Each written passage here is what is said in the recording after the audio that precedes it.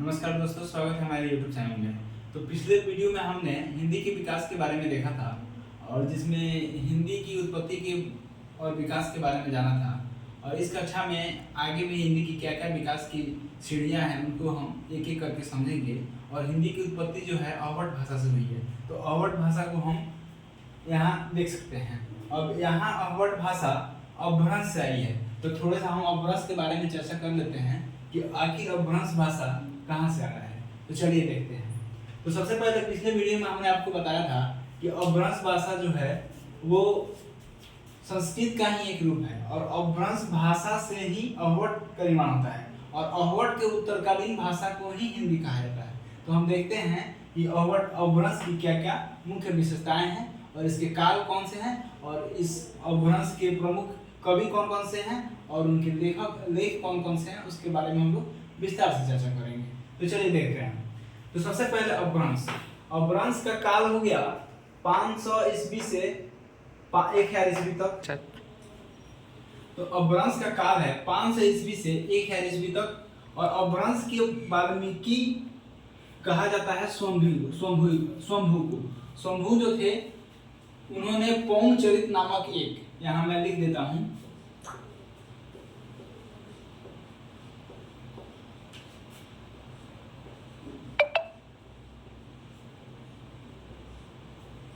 पौंग चरित नामक कविता की रचना की, जिसके कारण इनको अपभ्रंश का वाल्मीकि के नाम से हम लोग जानते हैं। और अगला पीढ़ी ये है कि अपभ्रंश एवं पुरानी हिंदी के मध्य काल को हम लोग संक्रांति काल के नाम से जानते हैं।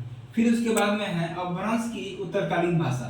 तो अपभ्रंश की उत्तरकालीन भाषा अवध है और अवध का जो काल है वो 900 ईस्वी से लेकर 1100 ईस्वी के बीच में है और फिर इसी अवध से ही हिंदी का विकास होता है। तो चलिए हम लोग देखते हैं अपभ्रंश के जो प्रमुख कवि हैं वो कौन कौन से हैं, उनके लेख कौन कौन से प्रमुख हैं। तो आइए देखते हैं कि अपभ्रंश के जो प्रमुख कवि हैं उनके लेख कौन से हैं, इसके बारे में हम लोग विस्तार से जानते हैं।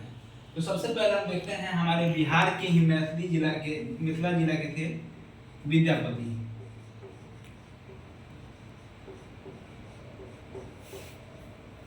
इनका प्रमुख लेख जो अपभ्रंश भाषा में है और ये अपनी भाषा को अपभ्रंश बताते हैं, तो इनके जो अपभ्रंश भाषा का जो लेख है उसे हम देसिल बैना के नाम से जानते हैं।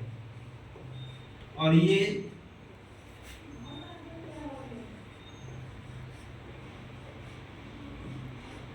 देसिल बैना विद्यापति जो अपभ्रंश के प्रमुख कवि हैं, इन्होंने अपनी एक पुस्तक लिखी थी जिसे देसिल बैना को नाम से हम लोग जानते हैं।